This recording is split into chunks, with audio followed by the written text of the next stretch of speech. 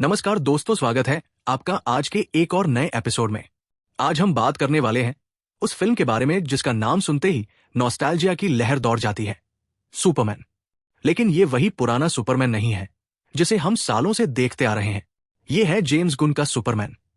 और भाई साहब, इस बार जेम्स गन ने वाकई कुछ अलग ही पेश किया है। देखिए, जब भी सुपरमैन का नाम आता है तो सबसे पहले हमारे मन में वो पुराना क्लार्क केंट याद आता है, जो एकदम भगवान जैसा लगता था, जैसे कोई मसीहा। खासकर जब जैक स्नाइडर ने 2013 में man of steel, Batman versus Superman और जस्टिस लीग बनाई थी, तो उन्होंने सुपरमैन को जीसस की तरह दिखाया, जैसे वो कोई ईश्वर हो जो धरती पर आया, लोग उसे समझ नहीं पाए और आखिर में उसने अपने लोगों के लिए बलिदान दे दिया। फिर उसका वापसी यानी पुनर्जन्म हुआ, बिल्कुल जीसस जैसी कहानी। लेकिन जेम्स गन ने इस सोच को पूरी तरह बदल दिया है। उनके लिए सुपरमैन कोई भगवान या परफेक्ट इंसान नहीं है। वो भी हमारी तरह एक इंसान है जो गलतियां करता है, टूटता है, गिरता है, लेकिन फिर भी हर बार उठता है और लड़ता है। यही बात उसे खास बनाती है।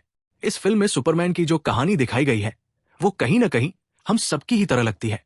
एक साधारण लड़के की कहानी जिसे एक किसान परिवार ने पाला और जिसे सच्चाई, दया और इंसानियत जैसे अच्छे संस्कार सिखाए। यही बातें उसे सुपर हीरो बनाती है, उसकी उड़ने या लेजर जैसी ताकतें नहीं। जेम्स गन ने कहानी की शुरुआत वहीं से की है जहां सुपरमैन हार चुका होता है। फिल्म की शुरुआत में ही वो जमीन पर गिरा हुआ, कमजोर और टूटा हुआ दिखता है, और यहीं से उसकी वापसी की कहानी शुरू होती है। इसमें न कोई लंबी ओरिजिन स्टोरी है, नहीं क्रिप्टन की बार बार बताई गई कहानी, सीधा असली मुद्दे पर आते हैं, और यही चीज फिल्म को नया और ताजा बनाती है। अब अगर बात करें फिल्म के टोन की, तो भाई, ये फिल्म जितनी रंगीन है उतनी ही इमोशनल भी है। पहले के सुपरमैन फिल्मों में एक गहरा, डार्क और गंभीर टोन होता था, पर यहां जेम्स गन ने गार्डियंस ऑफ द गैलेक्सी और सुसाइड स्क्वाड जैसी फिल्मों का अपना ट्रेडमार्क ह्यूमर और पॉप वाइब भी ला दिया है। लेकिन इसका मतलब ये नहीं कि फिल्म मजाक में उड़ जाती है। इमोशंस बरकरार है। हाँ, कुछ जगहों पर ह्यूमर इमोशनल सीन की ग्रेविटी को थोड़ा डाइल्यूट करता है, लेकिन कुल मिलाकर बैलेंस ठीक है। अब अगर एक्टिंग की बात करें, डेविड कॉरेंसवेट ने इस फिल्म में सुपरमैन का किरदार निभाया है, और सच कहें तो उन्होंने उम्मीद से कहीं बेहतर काम किया है।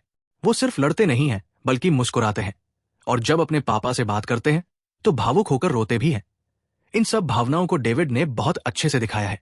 एक सीन में जब सुपरमैन अपने पिता से बात कर रहा होता है, वो सीन वाकई दिल छू लेने वाला है। उसी पल डेविड ये साबित कर देते हैं कि वो सिर्फ एक एक्शन हीरो नहीं, बल्कि एक गंभीर और गहराई से भरा एक्टर भी है। अब अगर लॉइस लेन की बात करें, तो इस बार की लॉइस लेन कोई कमजोर या सिर्फ बचाए जाने वाली लड़की नहीं है। वो एक मजबूत और समझदार पत्रकार है, जो सच्चाई सामने लाने के लिए किसी भी हद तक जा सकती है। और जिस एक्ट्रेस ने ये किरदार निभाया है, उसने इसे पूरी सच्चाई और ईमानदारी से निभाया है। सुपरमैन और लॉइस की जो आपसी बॉन्डिंग है वो भी बहुत अच्छी लगी। खासकर एक सीन में जब लॉइस उसका इंटरव्यू ले रही होती है और फिर दोनों के बीच बहस हो जाती है, वो सीन एकदम असली और असरदार लगता है।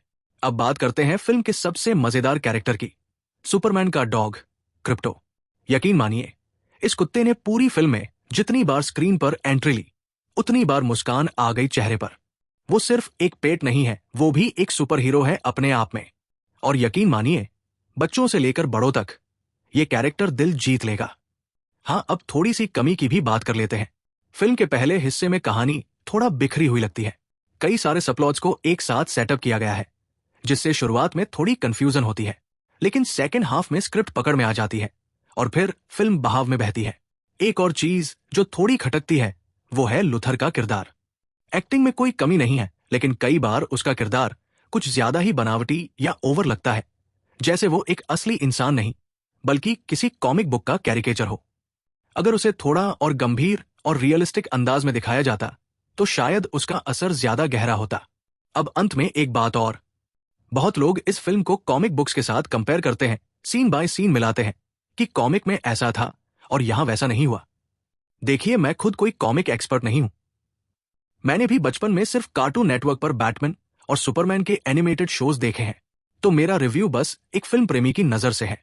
और उस नजर से कहूं तो सुपरमैन बाय जेम्स गुन एक इमोशनल, ह्यूमन और एंटरटेनिंग फिल्म है।